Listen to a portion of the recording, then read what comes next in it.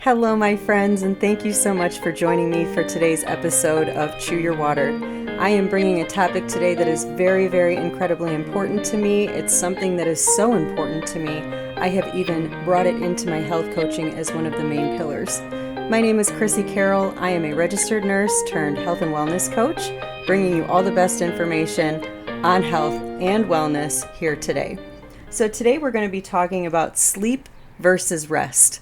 And I would like to start with sharing with you guys that when I was a registered nurse at Bolingbrook Hospital about 13 years ago, I worked with the most outstanding nurses from the Philippines.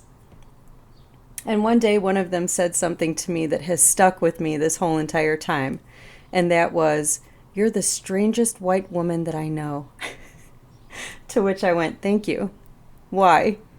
And she said, "Because you take a nap every day." Well, yeah, that's very, very important. And she said, "Yes, but Americans don't do that." She said, "My culture does that.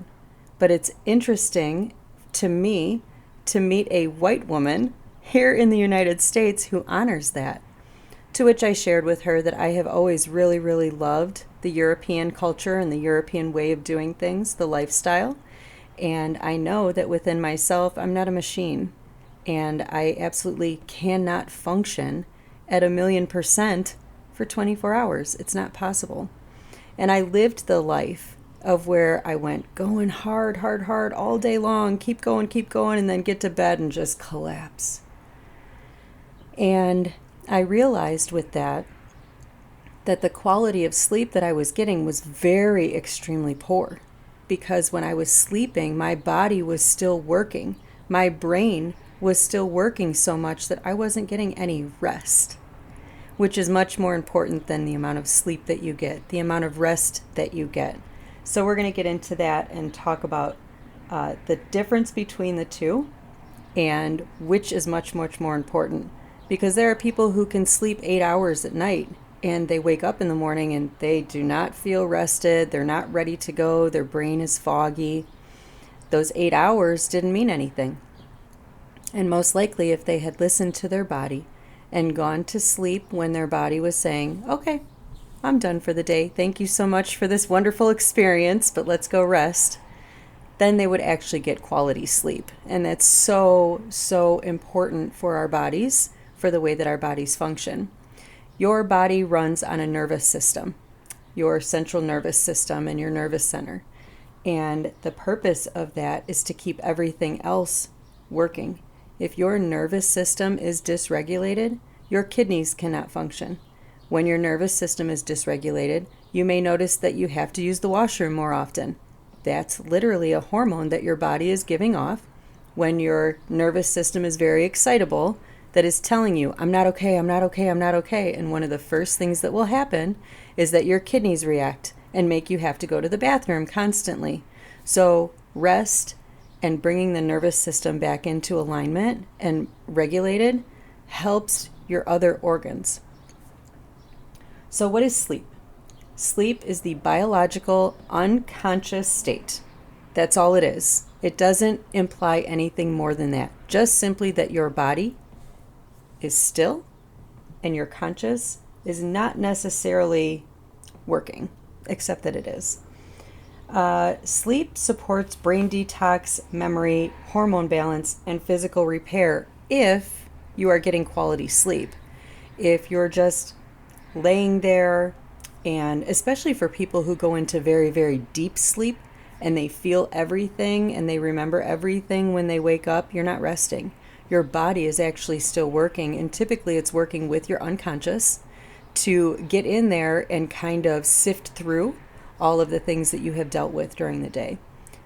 Sleep is the best time for your unconscious mind, that amygdala in the back of your brain that we talk about, for it to go, "Hey, remember at 2 o'clock in the afternoon today, something happened," and you just kind of pushed it to the side. Well, now it's 2 o'clock in the morning, and I think that we should deal with that. So processing and dealing with our stuff during the day while we are awake, not pushing it down, not ignoring it, is very, very important. I talked to a client earlier today who shared with me that she has been going through a lot and she has a lot on her mind. And she shared that the past few nights she has had terrible, terrible nightmares. And even to the point that when she wakes up in the morning, she thinks to herself, was I physically moving in my sleep last night? Because it felt like I was. She was, absolutely. So your amygdala, your unconscious mind, is now working to process all of the things that you have not been able to deal with during the day. And even she will admit her life is very fast forward.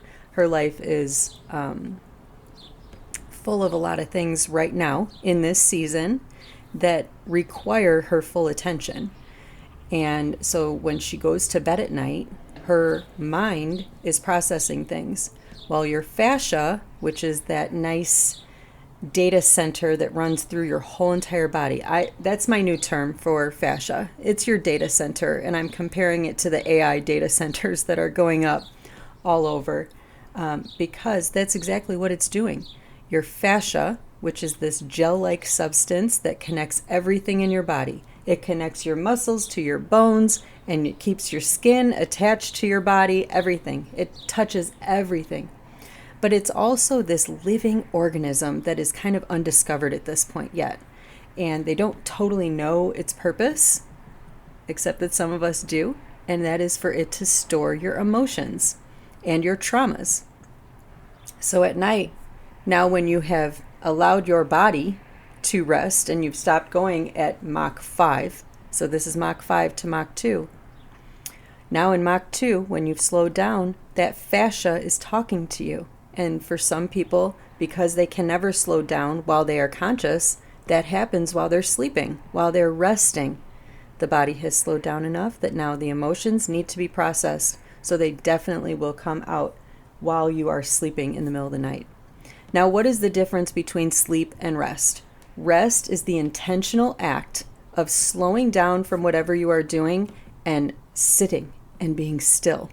And she shared with me, my client shared with me also, that a couple days ago she had that moment, and this is very, very rare for her, that she just felt the need to just sit in the middle of the day. No music on, no TV, phone put away, just sit. And that is something that as I started on this healing journey, I was called to do. God literally said to me, sit down, child, be still. You're doing too much, be still. And it was in that stillness that I was able to really understand what had happened to me, why it had happened, and how to deal with it. So the rest portion of things is so much more important than the biological act of sleeping. So when my friend from the Philippines, my nurse friend, had shared with me that she thought I was the strangest white woman, I took that as a badge of honor, because I know that during the day I take that time to rest and shut my brain down, stop trying to process all the things, because this is not a machine to do that. Rest also happens for my family, we rest in the afternoon. That's very important to me. My daughters are 18 years old and 15 years old, and to this day, they come home from school and they take a rest. And I always tell them, you don't have to sleep. It's not a 3-hour go to bed type thing. It's just half an hour, 45 minutes. Take a break from everything that you're doing and just be. Just exist. One of my favorite trips that I ever took was to Italy. And on the second day, we had time to go out and do our own exploring. So it was about 1:30 in the afternoon. Some of my other friends that I was traveling with came to get me, and they said, hey, let's go to town. Let's go shopping and grab something to eat and just enjoy the afternoon. We have time to ourselves. And I was like, yes, let's do it. I want to go explore. So we got dressed and grabbed our cab and went down to the town. And I'm sure that our cab driver, who was from there, was like, silly white women. But he took us down there all the same, and every single shop was closed. What the heck is going on in Italy? They shut everything down in the afternoon? Yes, they do. Yes, they do. They shut it down. The restaurants are closed. The stores are closed. Everybody goes home to see your family, to share a meal together, to take a rest and allow your body to regulate and come back to itself. And then dinner happens around 6, 7 o'clock at night, somewhere around there. And the gathering that happens in the evening is just lovely. And the time that is spent is true, genuine, good time. They're enjoying each other's company. They're eating their food and they're taking their time to do that. They're tasting every single bite. They're sharing beautiful stories. It's lovely. It's just wonderful. And I wish that here in this country we could do that. But we definitely live in a country where we put work and fast-paced life at the forefront. And that's something that even for myself as a teenager, I always have said life is just too fast-paced. We have got to slow down. And we do. And your body will slow you down. I know that for myself. Like I said, once upon a time, I was a badge of honor wearing, go, go, go, get all the things done in one day. And I still have my days like that. But I do know now that taking that day at a different pace and stopping and taking the rest and enjoying some time for myself, and it helps in all the ways. First of all, my projects get done much better now that I've slowed down a little bit. But I also get to the end of the day and I'm not so exhausted that I just can't even function. I'm still put together. My brain is still clear. I'm able to finish the day well. And then I do my nighttime routine, which is the next part that I want to talk about, are some things that I encourage you to do, some tools that I have added to my tool chest that I would highly encourage for others as well. And the number one thing is to have a bedtime routine. We did this with our children. When we were raising our children, we literally had a bedtime routine with them, and then we kind of forgot about ourselves of having that bedtime routine. So here I am at 46 years old, having just rediscovered my bedtime routine and putting it into play. And it's something now that is so important to me that I feel like I don't get a good night's sleep, rest, if I don't partake in this routine. So what do? First things first, I wash my face. I get the day off of my face. I get that energy off of me and go to bed fresh. The next thing that I do is magnesium. If you know me, you know that magnesium is probably my second or third love at this point. But I have created my own magnesium butter that I put on the bottom of my feet. I have a magnesium essential oil roller that also has cedarwood, lavender, and orange oil in it. And I rub that on the back of my neck. Why did I choose those oils? Awesome question. Because cedarwood helps your body to make its own melatonin. Lavender is also a calming oil that helps to put you into that restful state. And then orange is just one of those scents that's so comforting and peaceful that it also helps to promote relaxation.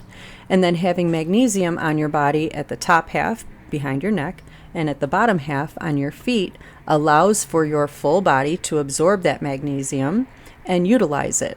So why magnesium? Because it's a smooth muscle relaxer. And it helps the nervous system to calm itself. It helps the muscles to relax down into place, giving you a better night's rest. Super, super important. Another thing that I do nightly that is very important to me, this was something I started 3 years ago with the Spiritual Awakening as well, but that was journaling. And I have plans to create a journal for you guys that is the same setup that I have. But what I found, because I've always journaled. That's always been a big thing for me.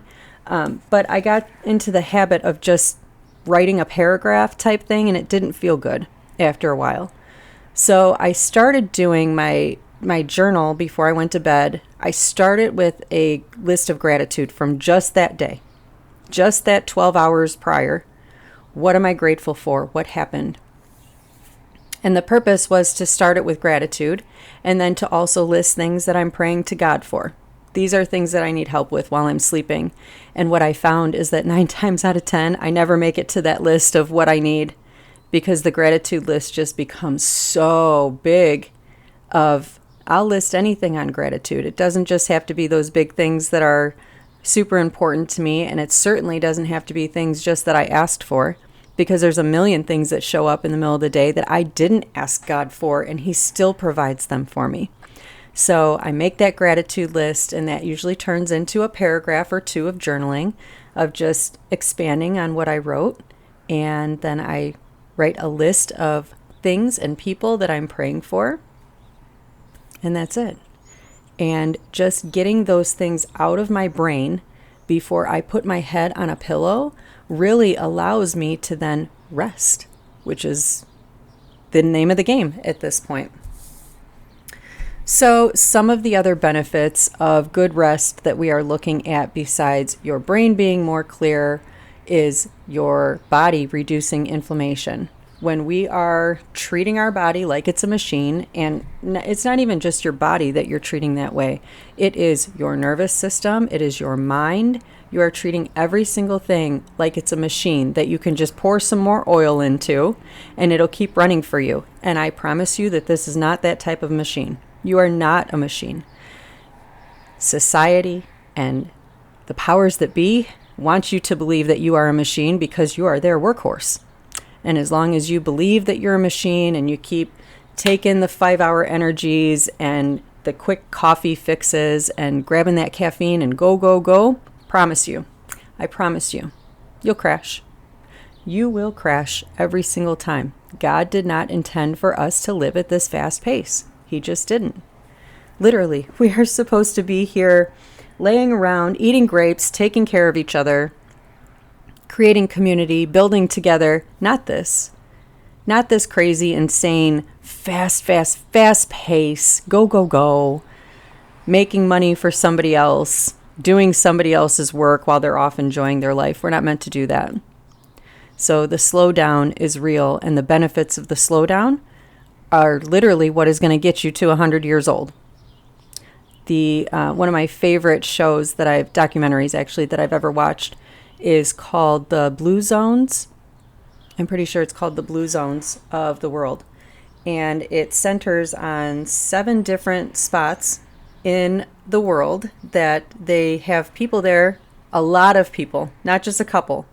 The majority of their population lives to be at least 100 years old. They're called centurions. And their lifestyle is literally what I do my best to emulate my life after, because I want nothing more than to live to 100. I want to watch my kids grow. I want to watch my grandkids grow. I want to get down on the floor with my grandkids and roll around and play with them and run in fields and do all the amazing things, right? I can't do that if I treat my body like it's a car and just keep going. So it has to slow down. And that is where I have found that my health has been restored the most, is in the slowdown and in giving my body the break to just simply be. So I hope that you guys found some good nuggets from today, and that you are able to find at least 30 minutes today just to slow life down, stop the chaos, allow your body to feel, and make sure that you sit present in that moment. Super important. Thank you so much for being here today. I appreciate you guys. I will be back with more episodes soon.